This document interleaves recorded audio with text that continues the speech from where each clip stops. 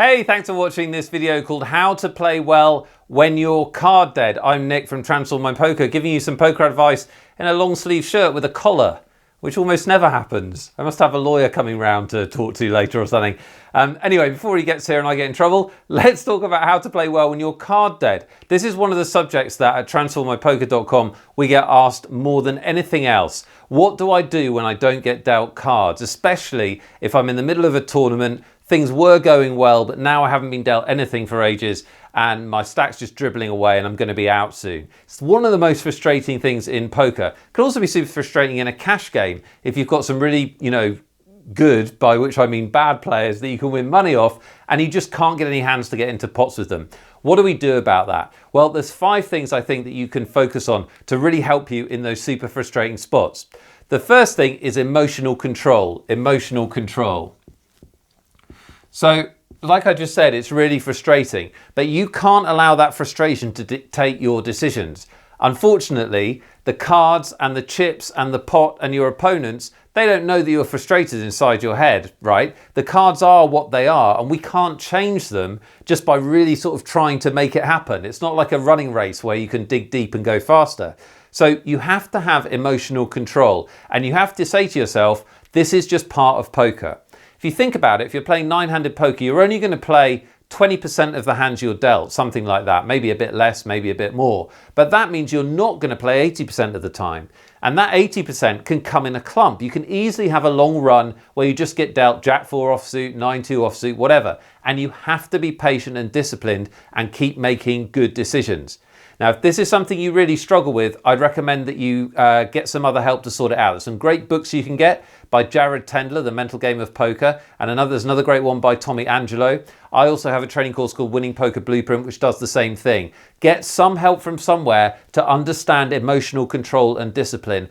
Otherwise, you need to play a form of poker like heads up where there's more action, or possibly even find a different game, because having this patience when you don't get cards is a part of poker. So get that emotional control.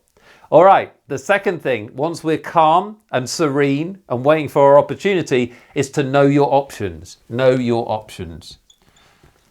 So what's very important in poker at any time is that you never play on autopilot. You're always thinking actively about your situation. So this I could actually put in any video, because knowing your options at a certain table, at a certain game, at a moment in time is a vital skill. But it's even more vital when you're card dead and your instinct is to try and make something happen. You've got to know what you can and can't do.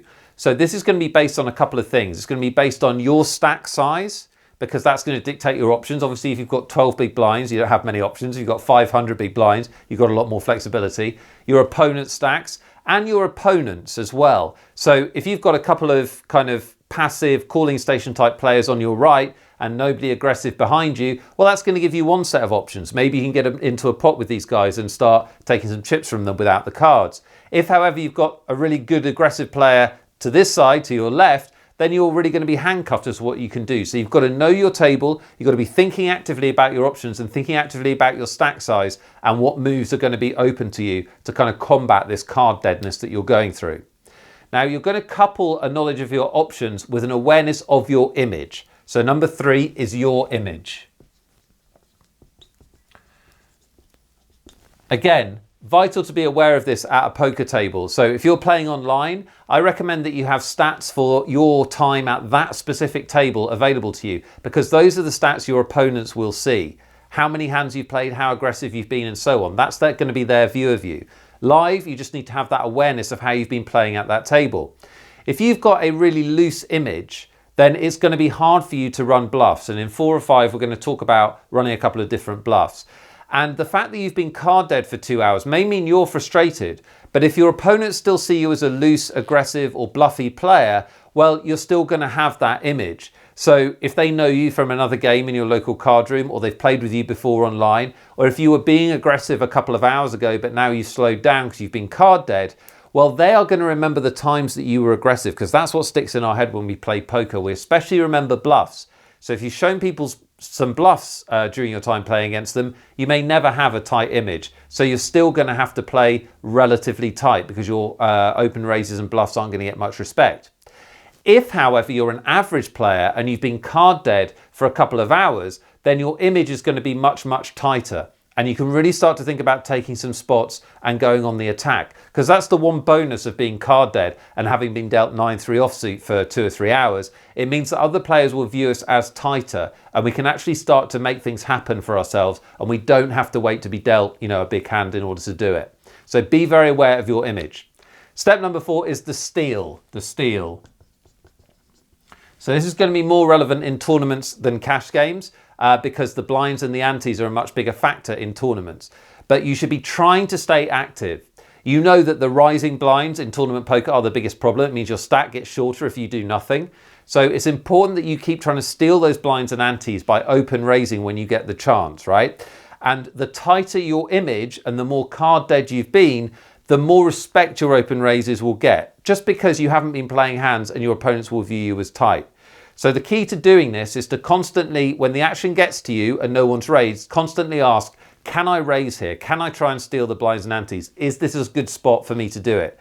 And the way you determine that is by the players left to act, and especially by looking at the player in the big blind and asking, how often does he defend? How kind of tight is he? How stealable is his big blind, if you like? One other thing you can try, though don't get carried away with this play, is to steal from early position. More often than not, the later position you steal from, the more successful it'll be, because the fewer players you have to get to fold behind you. But in early position, if you've got a super tight image and players think of you as tight at the table, then they will give that early position raise a lot more respect. So if you've got a situation where you've got a tight player in the big blind, you haven't played a hand for an hour or whatever, something crazy like that, you can try and steal from early position. But again, don't get carried away with that play, just something you can try. Last up is the Reese Deal. The Reese Deal. Most players do not re-steal enough. And by the re-steal, what I mean is, I bet that you've heard that idea of stealing the blinds and antes before. That knowledge is kind of out there. So spoiler alert, unfortunately, there are other players trying to do the same thing. That is steal the blinds. However, this creates an opportunity for you, because if they're trying to steal the blinds with a weak hand, that means that you can put the pressure back on them. And you do this very simply by re-stealing, by re-raising, 3-betting if you like. And the great thing about that is there's more money in the pot to win, because you've got the blinds, the antes, and their opening raise. And if you've been card dead for a while and you've got a tight image, you're going to have a really high ratio of success with this bet. You can also employ it in cash games as well when you're card dead for exactly the same reasons. Now, you don't want to do this with complete junk very often. You want to have some value to your hand, like maybe an ace as a blocker, a suited ace to have some value, a suited connector. But if you're really card dead and you have the chips to do it with, then why not experiment with making this re-steal with a really bad hand once in a while, just as a complete bluff. The other option you have, if you get down to less than 25 big blinds, if you've got kind of 15 to 25 big blinds, is you can move all in as a re-steal. So this puts maximum pressure on your opponent. They open raise for 2, 2.5, 3 big blinds. You move all in for 20 big blinds. That puts a big decision on them. And as long as you do it against the right player, preferably one who's stealing themselves, you're going to have a very high degree of success. This is a high risk play because you're putting your tournament at risk, but it does have an awful lot of success. Try and pick on a player who open raises a lot but doesn't call a lot once he's facing a big all in, and potentially someone between kind of 20 and 40 big blinds themselves, because that makes your all in a big decision for them.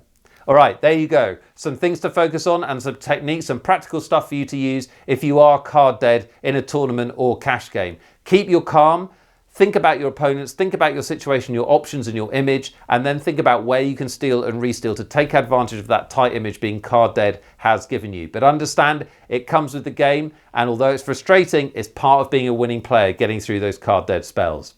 All right, I really hope that you've enjoyed this video. If you have, then you can subscribe, and I will regularly update you with free bits of golden poker strategy like this one. And if you want to make this relationship official, you can subscribe underneath the video as well. If you're looking to take your game to the next level, I've got a free series of advanced training for you. Just click the link that's on screen now, head over to transformmypoker.com. You can enter your email there and sign up, and I'll get you the very best of my free training, which will really make you, give you a big jump forward in your game. All right, I hope you've enjoyed this. Good luck at the tables. I'll talk to you again soon.